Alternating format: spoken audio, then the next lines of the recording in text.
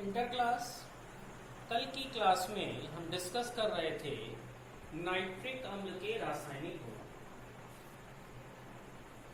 Chemical properties जो nitric acid की हैं उनमें हमने वेरी डाइल्यूट नाइट्रिक एसिड के साथ जेडन और आयरन की रिएक्शन को देखा। कंसंट्रेशन लेवल जिसका केवल 6% था। आज हम देखते हैं तन अम्लों से क्रिया।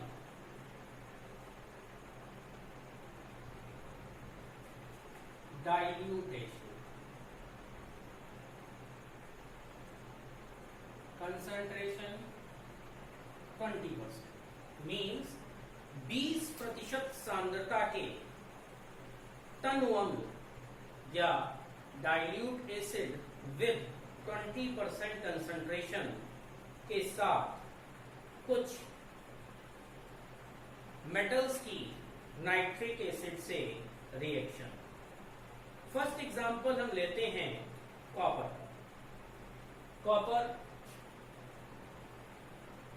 React with nitric acid 3Cu 8HNO3 produced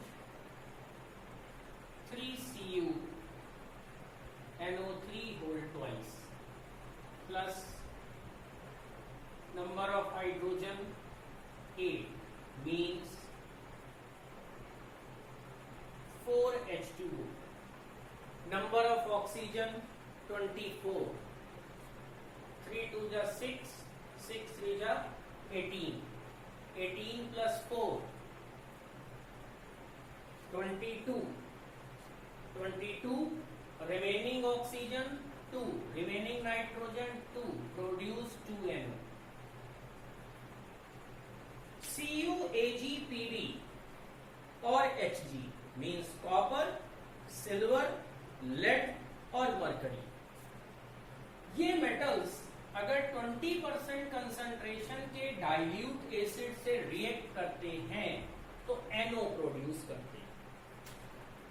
तो इस जो तनु अम्लों से क्रिया है या reaction from dilute acid with concentration of 20%, हमें ये चीज हमेशा याद रखनी है कि Cu, Ag, Pb, Hg जब 20% कंसंट्रेशन के HNO3 से रिएक्ट होते हैं हमेशा NO प्रोड्यूस करते हैं, मीन्स नाइट्रिक ऑक्साइड ही बनाते हैं। सांद्र नाइट्रिक अम्ल means concentrated nitric acid Cu, Ag, Pb, Hg और Fe और Zn जैसे मेटल से रिएक्ट करके हमेशा NO2 प्रोड्यूस करता है।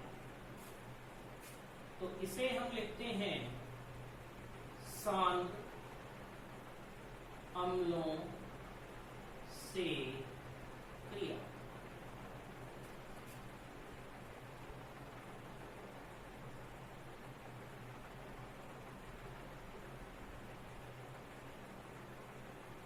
Concentrated acid with the concentration level of 70%, सांद्र अम्ल जिसकी सांद्रता 70% के आसपास है।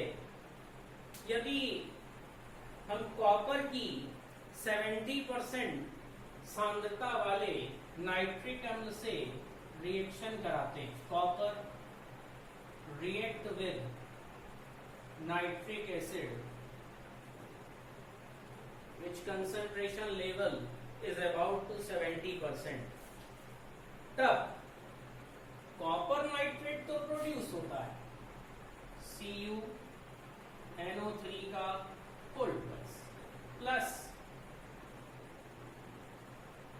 2H2O। इसके साथ नाइट्रोजन के डाई ऑक्साइड प्रोड्यूस होते हैं मीन्स NO2। तो ये प्रोसेस यानी Cu, Ag, Pb, Hg, Fe और Zn जब 70% कंसंट्रेशन के नाइट्रिक एसिड से रिएक्ट होते हैं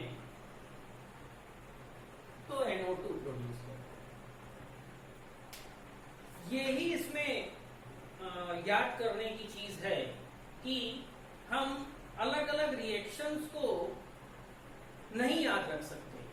तो हम ये याद रख सकते हैं कि अगर नाइट्रिक एसिड जिसका कंसंट्रेशन लेवल 20% है इन मेटल से रिएक्शन करेगा तो उसका एक जो प्रोडक्ट होगा वो NO जरूर होगा। जब वो 70% कंसंट्रेशन के साथ इन मेटल से रिएक्ट करेगा तो उसका एक प्रोडक्ट नाइट्रोजन का डाइऑक्साइड होगा। बाकी प्रोसेस में कोई अंतर नहीं है। मेटेलिक नाइट्रेट बनते हैं, वाटर मॉलिक्यूल्स बनते हैं। यहां भी मेटेलिक नाइट्रेट बना है और वाटर मॉलिक्यूल ही बना है। नाइट्रिक अम्ल कार्बनिक यौगिकों के साथ गर्म करने पर उन्हें CO2 और जल में ऑक्सीकृत करता है। Means organic compound react with nitric acid oxidized in carbon dioxide and water. Example, ethyl alcohol C2H5OH oxidise होगा मतलब ऑक्सीजन चाहिए। प्रेजेंस किसकी है? नाइट्रिक एसिड की। तो जब ऑक्सीडाइज होगा कार्बन डाइऑक्साइड प्रोड्यूस होगा और वाटर। तो ऑर्गेनिक कंपाउंड ऑक्सीडाइज हुआ कार्बन डाइऑक्साइड और वाटर।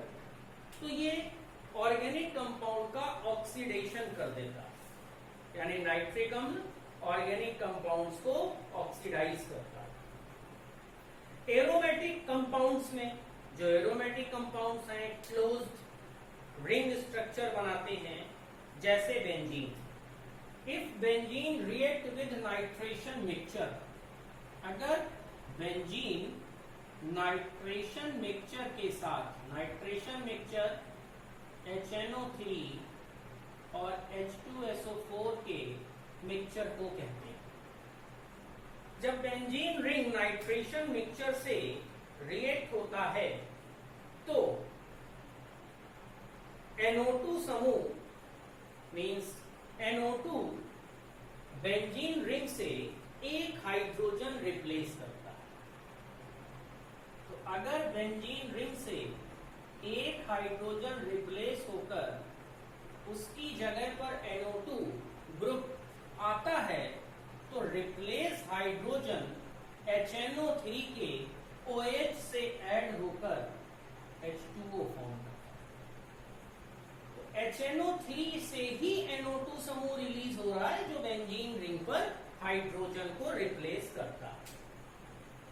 प्रोटीन नाइट्रिक अम्ल से रिएक्ट करके येलो कलर का एक कंपाउंड बनाती जिसे जेंथोप्रोटीन कहते हैं। इसीलिए अगर नाइट्रिक अम्ल की थोड़ी सी भी मात्रा हमारी स्किन पर गिर जाए, little bit of amount drop on our skin, तो स्किन में मौजूद प्रोटीन नाइट्रिक एसिड से रिएक्ट करके जेंथोप्रोटीन बनाती है। यही कारण है कि जब हमारी स्किन HNO3 के संपर्क में आती है तो वो येलो कलर की हो जाती है। नाइट्रिक एसिड के एक पार्ट और HCl कंसंट्रेटेड के 3 पार्ट मिलकर एक्वारेजिया फॉर्म करते हैं, जिसे अम्लराज कहते हैं। गोल्ड गर्म अम्लराज में घुल जाता है, यानी डिसॉल्व हो जाता है और टेट्राक्लोरोओरिक एसिड बनाता है, जो कि एक कॉम्प्लेक्स कंपाउंड है। तो HNO3 और HCl को जब मिलाया जाता है तो उनमें मेटल्स के विलायकीकरण का गुण आ जाता है, और जो मेटल सबसे कम रिएक्टिव हैं हमारी इलेक्ट्रोकेमिकल सीरीज में वो गोल्ड और प्लेटिनम ही है। और गोल्ड और प्लेटिनम दोनों ही एक्वारेजिया में डिसॉल्व हो जाते हैं। तो जब हम एक आयतन HNO3 और 3 आयतन HCl means 1 part HNO3 3 part HCl को आपस में मिलाते हैं तो NOCl Cl2 और 2H2O फॉर्म होता है। गोल्ड गर्म अम्लराज में ये जब आप मिलाएंगे तो ये चीजें फॉर्म हो जाती हैं। अगर हम इनकी मात्राओं को अलग अलग यूज करेंगे गोल्ड के साथ तो गोल्ड उसमें कंप्लीटली डिसॉल्व होकर एक कॉम्प्लेक्स कंपाउंड बनाएगा। जैसे अभी अगर हम Au 3HNO3 और 9HCl का मिक्सचर लें तो 2AuCl3 यानी ऑरिक क्लोराइड, इसी ऑरिक क्लोराइड को कहते हैं ट्राई क्लोरो ऑरम। तो ऑरिक क्लोराइड जो कि AuCl3 के फॉर्म में है के साथ आप देखेंगे 3NOCl फॉर्म होगा और 3NOCl के साथ 6H2O फॉर्म हो जाएगा। जब यही AuCl3 HCl के साथ रिएक्ट कर लेता है, जो एक्सेस अमाउंट HCl आप यहां यूज करते हैं उसके साथ रिएक्ट कर लेता है तो AuCl3 प्लस HCl तो एक कॉम्प्लेक्स कंपाउंड बनाएगा HAuCl4। इसे ही टेट्रा क्लोरो ऑरिक अम्ल कहा जाता है। ऑरिक अम्ल इसलिए कहते हैं क्योंकि ये हाइड्रोजन आयन प्रोड्यूस करता है, इसलिए ये अम्ल कहलाता है। और टेट्राक्लोरो Cl4 टेट्राक्लोरो Auric acid hydrogen ion produce करने की वजह से। इसी तरह प्लेटिनम अम्लराज यानी एक्वारेजिया में घुलकर हेक्साक्लोरोप्लेटिनिक एसिड बनाता है। नाइट्रिक अम्ल लैब रिएजेंट है, ऑक्सीडाइजिंग एजेंट है। जितनी भी हमारे प्रीसियस मेटल्स हैं जैसे Au, Ag और Pt, इनको साफ करने में TNT, TNG और पिक्रिक एसिड जैसे विस्फोटक मींस एक्सप्लोसिव्स बनाने के लिए इसका इस्तेमाल होता है। ट्राइनाइट्रोटोलुइन स्ट्रक्चर,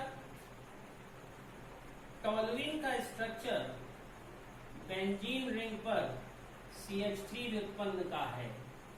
यदि इस पर 3 NO2 समूह आ जाते हैं तो इसे ट्राइनाइट्रोटोलुइन कहते हैं, यानी TNT।